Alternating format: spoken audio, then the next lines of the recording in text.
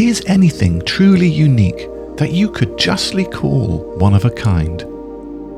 Maybe a snowflake springs to mind, or a human fingerprint, or maybe even a baby's smile. But what about a car? Can you really have a car which is one of a kind?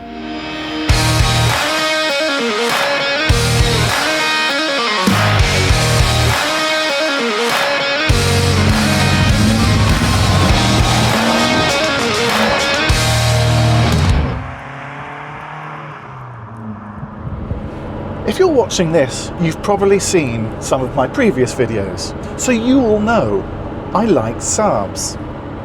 You will also know that I particularly like Saab 900 T16s. And if you're paying attention, you'll probably even know that I get a particular boner for Saab 900 T16s black with a tan interior, like this one. And that's why I'm so proud and feel very lucky to be able to drive this one, because it's been so lovingly and thoroughly restored back to its original condition by Dave Palmer. And you know, it's probably fair to say that I felt a bit smug knowing that this is a one-of-a-kind Saab 900 T16 black over tan in this condition in the whole of the UK. One of a kind. Until now.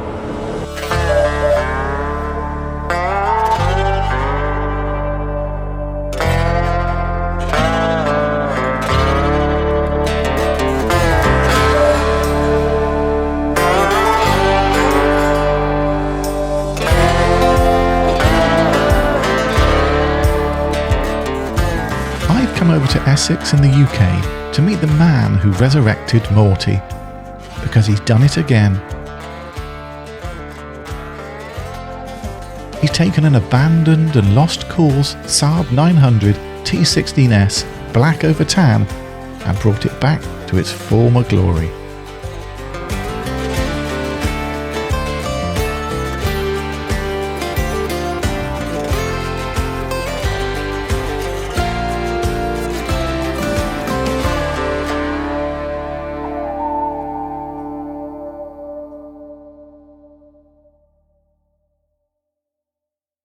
First Saab that I ever owned, I know you didn't ask that question, was a 900 5-door GLS black with beige interior.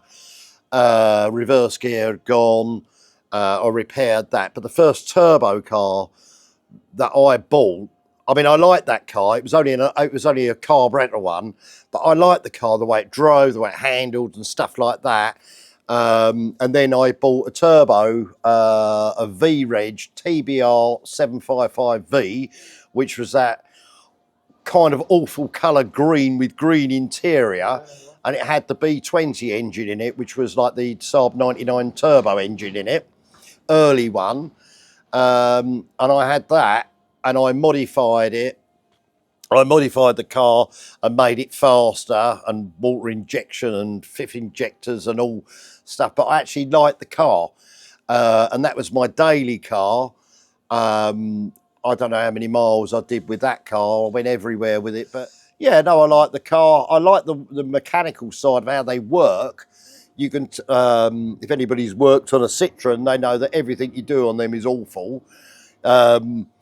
You know, you've got window regulator problems, electrical problems, you can fix them. You can take them apart, clean them and fix them and put them back together, and your fixes work and it carries on, you know. So. When you're restoring a car, like the 900 or a 900 T16, what's the bit you really don't look forward to? What's the trickiest bit? Starting it. At the very beginning. You look at, you know, like this car here, you look at it and you go, oh God, you know, what am I going to do? And then you just blank off and then just take it all apart. And then when you've taken it all apart and then you're looking and then you go, yeah, now what have I done? I've now gone from one to the other. It's not easy and it's not 5 minutes, but you just have to sort of take your brain out, tread water with it and do a bit by day. The key for me personally, I've seen lots and lots of cars in the past where people have these great ideas. I'm going to restore it, take it all apart. and don't have they run out of energy, or things in life turn up. You know, kids, families, stuff like that. And then they go, oh yeah, I can't do that on Sunday. And then you end up with a car that's been started, stripped down, and then in the past they've gone to scrap and stuff. Whereas these, there's a thing, I call it the wall. You're working so hard with it, you're trying to get it done, then you're getting behind with other things, and life duty calls, and then people are tugging on you, but you're nearly at the finish line. That's the hard bit. You have to sort of put your heels in and just carry on going with it, you know. And are parts hard to come by when you're rebuilding an old 900 like this? Because this is 1985, isn't it? Yeah, the pistons are all the same, pretty much all the same from 1980, 83. I think the first 16 valve turbos came out on a A-reg, and then the S came later. But they're pretty much the same pistons from there up to 93, 94. They're getting harder to get hold of the bits. I mean, I've got boxes of old bits that I've collected over the years. You know, the little badge on the boot's a genuine one. The bonnet badge is a genuine one. There are bits that's getting harder, but there's stuff that cross-references over to the later cars. And what about the interior? Because I know when people have come to look at mine, they are amazed at how immaculate the leather is. Yeah. And they ask me, is it original? And I say no. But then they say, well, where did it come from?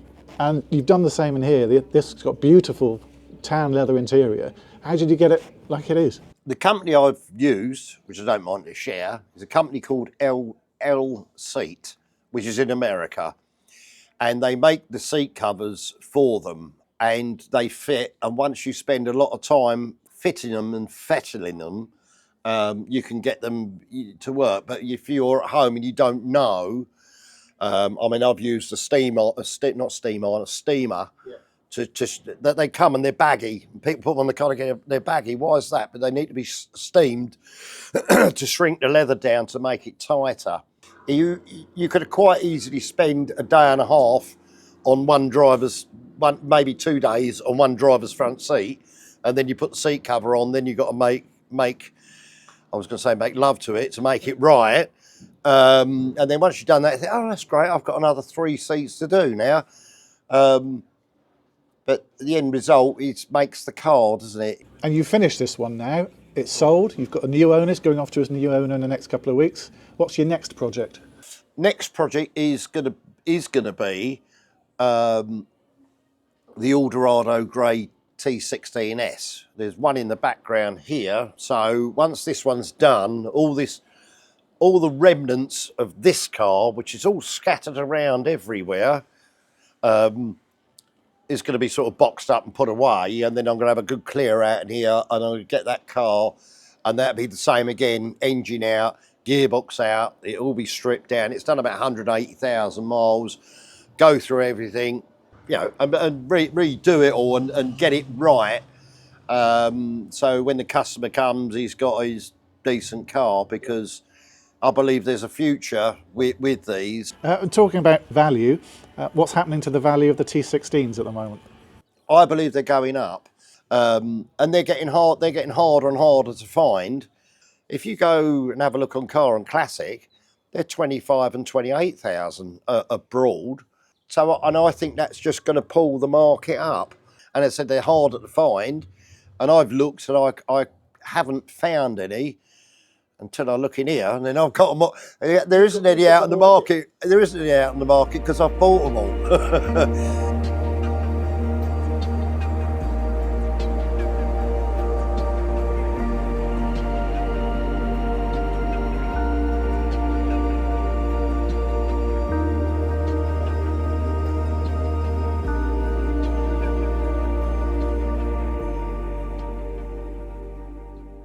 Yeah, differences between the two. They're very, very similar.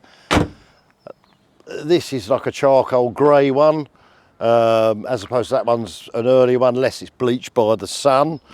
We're going around the front of the car. The front of the car looks exactly the same, unless you've got OCD eyes like me. The turbo grille on the earlier one was a bigger turbo badge, and that one's actually got the later badge on it. on the back of Paul's car. Hasn't got rear wash wipe or high level brake light, which I think was maybe a later thing or extra later. This one here on the right has got a Jetex exhaust, and also, which I've got a question on, is the turbo S badge. The S badge at the back here, I thought that someone stuck it on.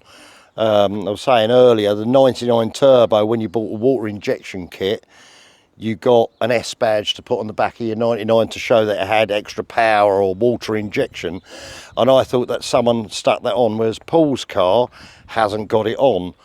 However, I had a car come in 3-4 months ago and it had the same badge in the same place. I don't know whether a Saab dealer's put wash wipe, high level brake light and a few other little bits on it to make it into an S model. Yeah, inside, both got cruise. Obviously this has got wash wipe.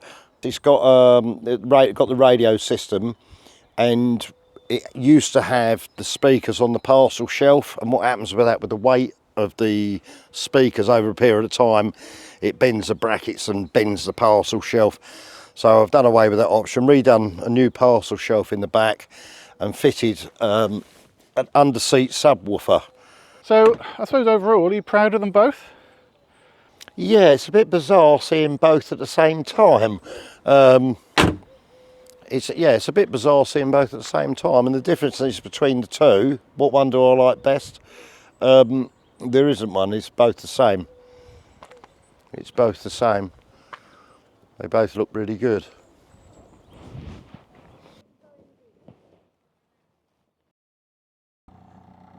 So, no longer one of a kind. One of two. I think I can live with that. I hope you enjoyed the video.